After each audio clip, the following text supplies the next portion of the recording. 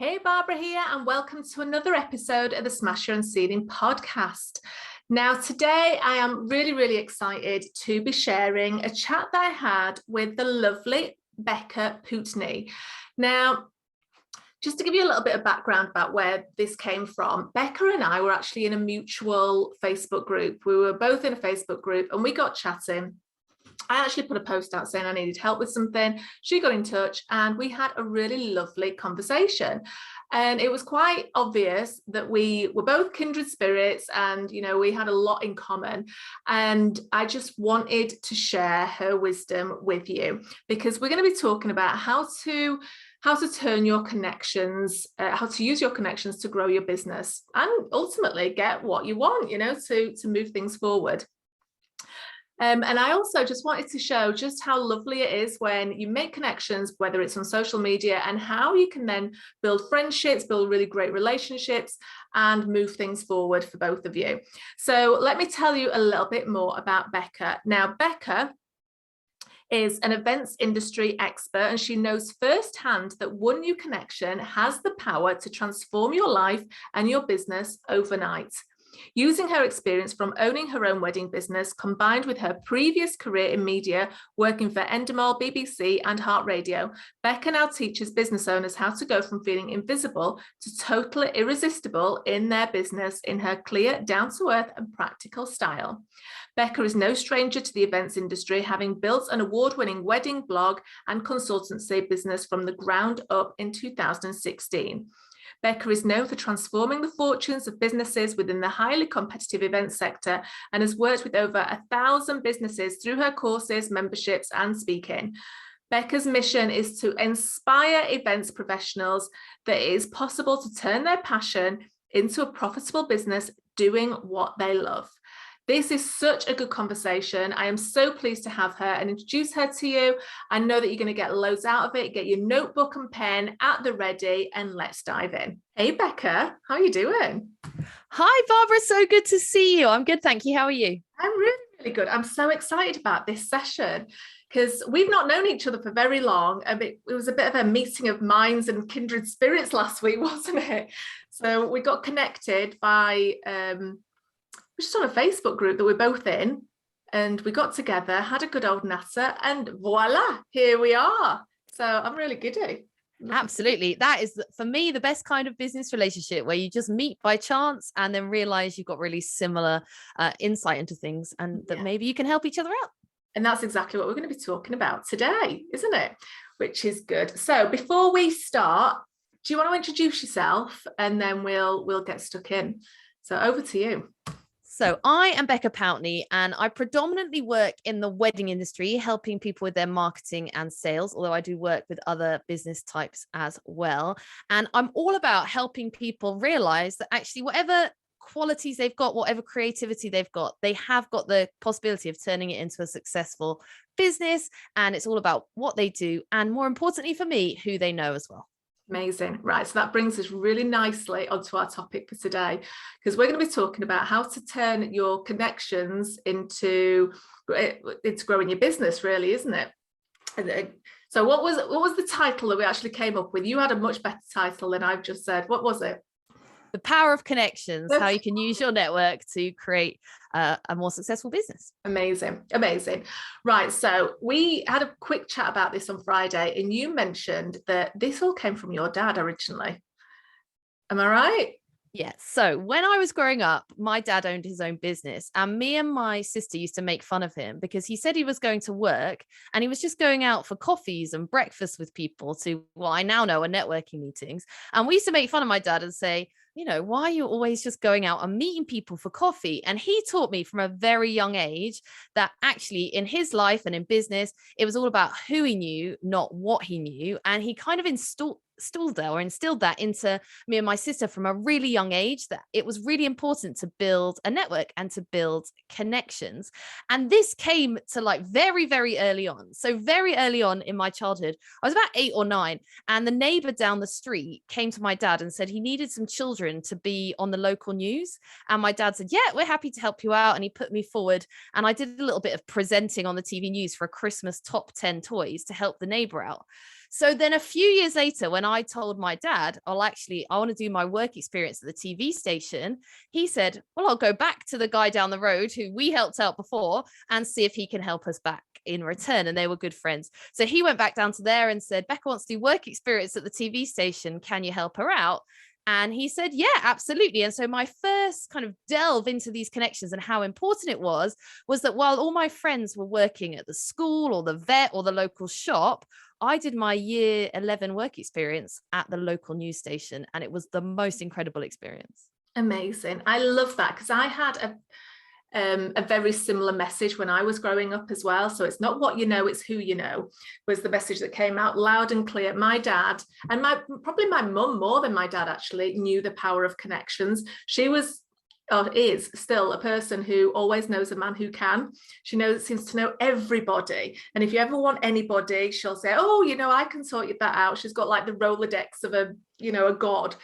And she probably still has it on Rolodex, to be honest, rather than anything that's more up to date. So you went and did your work experience at the TV station, and then you eventually went to work for the TV, didn't you? So how did that pan out in the same way, where you had a connection that kind of nudged you in that direction? So originally I thought I wanted to be a TV presenter, which is why I did the work experience. But having spent a week in the TV station and seeing how it all worked behind the scenes, I realized I actually wanted to be working behind the scenes. That looked really exciting rather than in front of the camera. So I went off to university. I decided to do a degree in television production in Bournemouth. So I went down to Bournemouth, and I knew that I needed to get more work experience and more work in the industry before I graduated. Because like everyone always says, it's a really hard career to get into. It's an impossible career to work in. But I knew, because my dad had taught me, if I could meet the right people, then I could absolutely get a job at the end of it. However, my dad's contacts had run out by the guy at the end of the street. So it was time for me to make my own contacts. So I was sat on my university bed one day, and this is an absolutely true story. I was sat on my university bed and I was watching my favorite TV show at the time, which was called I'd Do Anything with Andrew Lloyd Webber. And they were trying to find someone to be Nancy in the West End. And I was a massive musical theatre fan. I still am. And I sat there with my boyfriend, who's now my husband. And I said to him, I want to go and work on that show. And he said to me, and I remember it, well, you can't work on that show. It's already started. It's already on the TV. And I went, well, I'm going to at least try. So I paused it. I was watching it on iPlayer, and I paused it at the end of the show. And I wrote down every single name that I could find on the credits of the TV show on a piece of paper. And then I very quickly realized it's very easy to email everyone who works at the BBC, because all their email addresses are first name dot surname at bbc.co.uk. And so I literally emailed every single person off the credits of the BBC program. And all I said was, hey, I'm doing a television degree. I'd love to come and do some work experience for free on your show. I'm available as of immediately. If you're interested in giving me an opportunity, I'd love to come up to London and just do one show. And like, I emailed this to everyone, and they must have thought I was crazy, because having now worked in TV myself and realizing the offices are quite small and everyone's working together, they all got this email from this crazy student at the same time, and most of them ignored me. But one person emailed back and said, yeah, why not? And so the next Saturday, instead of watching it on my bed in my university bedroom, I was up at the TV studio doing some work experience with Andrew Lloyd Webber and all the people on the show. And it was an incredible experience.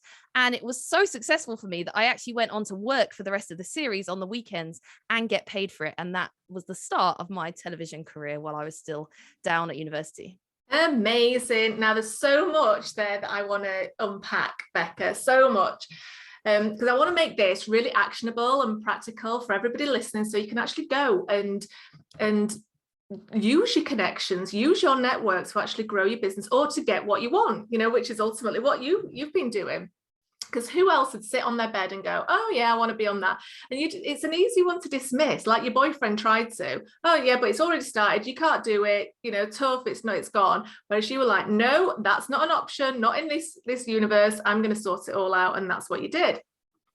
So it's coupled with, because these weren't connections of yours at the time, these were just people, random names on the credits at the end.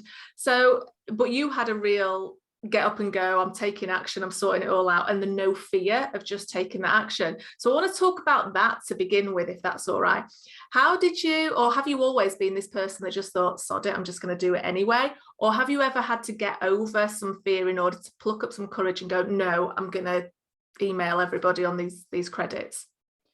I think I was fortunate, like I said at the beginning, with my upbringing, because I think my parents did tell me that anything was possible rather than always putting those limiting beliefs on me. But I think it's natural that we all have that tendency of, what if it doesn't work out? What if they don't reply to me? And I think it would be unfair of me to say I didn't have that. But I've always had the mindset, well, with that sort of thing, I have got nothing to lose. I want to work on the show. Good outcome, I get to work on the show. Bad outcome, I'm still sat on my TV, watching on TV on my bed next week. It's not really a bad outcome. And I think when it comes to building connections in a network, I found that easier. It's easier than applying for a job, because if you're applying for a job, you're getting a yes, no outcome. Whereas when you're just trying to build a relationship with someone, it doesn't really matter, especially if you don't know them already, whether it works out or not. So I think that's how I've always got around it, is thinking, well, if I do this, I could get a really great outcome. If I don't do it, nothing will change, and I definitely won't get the really good outcome. And if I don't get a response, well, nothing changes anyway. So for me, it's an obvious answer. It's the same thing with flying. I am terrified of flying, but I love the holiday. And so for me, it's worth that little tiny bit of pain of getting on the airplane and being frightened, because I know the outcome will be worth it. So I know that tiny bit of fear of, what if all these people ignore my emails, is worth it if at the end of it I get to go and work on that incredible TV show. You're absolutely right. There's no bad outcome, though, in this situation, in this scenario, is there? So apart from, you're going to spend 10 minutes winging off an email to some random people, and if nothing happens, nothing changes. Nobody's going to knock on your door and go, hey, what do you think you were doing? We found you. You've sent us all these emails, because you're being nice. You're not spamming people. You're just actually asking a genuine question. And I've also been on the receiving end of emails like that, and you don't think anything bad of them. You just think, okay, I can either help or I can't, and that's it. It's nothing personal. It's just a yes or no, and on you go, all go with your lives. So with that, then let's start looking at how we can grow our business or get what we want with our network, because I'm sure everybody listening has got some kind of network. We all know somebody. So how do you actually start doing this? What is a good first step? Well, I think it's really important that you know what the outcome is that you're looking for and looking to get. So obviously, when we talk about my TV career, my outcome was clear, that I wanted to go and get a job in TV. When I started my own business and I started building a network in the wedding industry where I am now, the outcome isn't entirely as clear, because I wasn't trying to get a job. I was just trying to get more well known. And I think sometimes you don't necessarily know the reason you're building those connections until a little bit down the line. So for me, I see this as like a whole life thing. Everywhere I go, anything I do, I'm always looking to build a new connection, because it may or it may not help me with my business in the future, or I may be able to help them with their business in the future, or something in their life. So instead of always having a clear outcome, sometimes it's about just thinking, well, if I get to know everyone, a bit like you were saying about your mum and her Rolodex, eventually I might be able to link these two people together, and they may be able to help each other, even if it doesn't help me. So everywhere you go, everything you do, all of the time, just think about who you're meeting, who you're talking to, and the kind of questions that you're asking them. Now, this is a really important point, the kind of questions that you're asking them. So if you're trying to build a connection with someone, the absolute worst thing you can do is go into that connection either looking for something specific, as in you're trying to get something from them, or secondly, just talking about yourself and being selfish. Because if you go into a conversation to build a relationship and all you do is talk about yourself, no one's that interested in hearing about you and what you've got to say to them and what you offer. So on this podcast, for example, no one's particularly interested in me and my business and what I've got to do with my business. You're interested in how what you're listening to is going to help you in your business. So instead of going into a relationship talking about yourself, the best thing you can do is go into a relationship asking people questions. even as simple as this. So I went on a school trip last week and I was just chatting to the parents on the bus and asking them about what they do in their day-to-day lives, what their jobs are, what they like about their jobs, what they don't like about their jobs, just genuine questions. And people love to talk about it. And I discovered one guy who owns his own business, who happens to be in the wedding industry, who will now go on probably to work together and have a deeper connection. But others, I just gave them some offhand advice or things that I thought I could help them with during the school trip. So that's a rather long answer to the question, but the point is the connections are everywhere and you've got to just ask people questions to find out what their pain points are, what they do, and then keep that in the back of your mind for future use. Amazing. Right. So a couple of things that you keep saying loads of things and I want to unpick it. So I'm going to keep going backwards if that's all right. I love the fact that there's questions that you ask people. And this is, I think, one of the reasons why people hate networking, right? Because we think of networking as being in a room with crowded people, trying to balance your teacup in one hand and your notebook or your business cards in another, and trying to, we always get told work the room, right? And I remember one time, many years ago, back when I first started, going back 12 years ago, being in a very traditional networking event, and this guy came up to me and said, "How can I make you buy from me?" I literally have no clue. Even now, I wouldn't recognize him in a lineup. I certainly didn't know him then. I didn't know his name. I didn't know anything. And yet that was his very first statement to me. And quite often we have this notion that we have to talk about ourselves all the time, or that, we have to spill as much about what our business is in order to get somebody to listen and understand and get that next level of connection, whether it's a sale or just a conversation. So I love the fact that you're asking really good questions about that person. So how do you make it so they learn a little bit about you, or is that just not an issue? I think it's a natural instinct of a human that if you ask them questions, they always ask you the questions back. And if they don't, they're generally probably not someone that you want to build a connection with anyway. So if you go up to someone and start asking them about what they do for a job and what their business is, then instinctively they will then start to offer it back to you. The other thing is, I'll often, if there is something that I can do to help them, I'll bring what I do into the conversation that way, but not in a sleazy sales way. I'll say, "Oh, in my wedding business, XYZ," or, "Oh, I've had that problem in my business when this happened and this is what I did about it," or, "Oh, I know someone who could help you with that in my business, which is blah, blah, blah. And this is how, I'll send you the contact details." So it's about just kind of naturally putting it in. But if you ask questions, people will ask you questions back. And there's something else I wanted to touch on, if you're happy, about that awkward feeling when you go into a networking meeting. Are you happy for me to give some tips around that? Go for it. So one thing that I know people struggle with is going to in-person networking. And yet I think it's one of the most powerful tools that you could have for marketing in your business. So if you are about to go to one of those meetings, or you've got an event coming up where you're going to be at something like that, I've got a couple of tips for you to help you. First of all, change your mindset. Stop feeling like the vulnerable person in the room that doesn't have anyone to talk to, and think about how you could be the helper to someone else in that room. This really works for me. So if I walk into a room, what I do is I look around the room to look for someone who looks more vulnerable than me. So someone who looks like they're standing awkwardly in a corner, or someone who stood on their own. And then in my head, I think, well, now I can go and help them because they're lonely and they want someone to talk to. And that's my first in. So I'll look for someone in the room that looks like they don't know what they're doing. The second thing I'll do, if there's no one obvious to go and talk to, is there's usually a tea and coffee counter or a cake counter or something like that. And I will go and hover in that area and start a conversation over the kinds of tea there is, or the cup of coffee that there is, or what cakes are on offer and whether I like them or not. Now, this worked for me incredibly well last week. I'll share a story. So I went out and did this normal kind of trick because I didn't know who to talk to. And I went over to the tea and coffee counter, and the cake there was carrot cake, which for me was massively disappointing because I love chocolate cake. And I just went over there, and there was a couple of people there, and I went, "Oh, carrot cake. I was hoping for chocolate cake. It's too healthy for me." And I got chatting with this lady. Later on in the day, she came over to me and she said, "I'm so sorry you were disappointed with the cake earlier. I want to give you my free drinks voucher that I got earlier on the day because I'm leaving early. And here's my business card. Maybe we can chat sometime."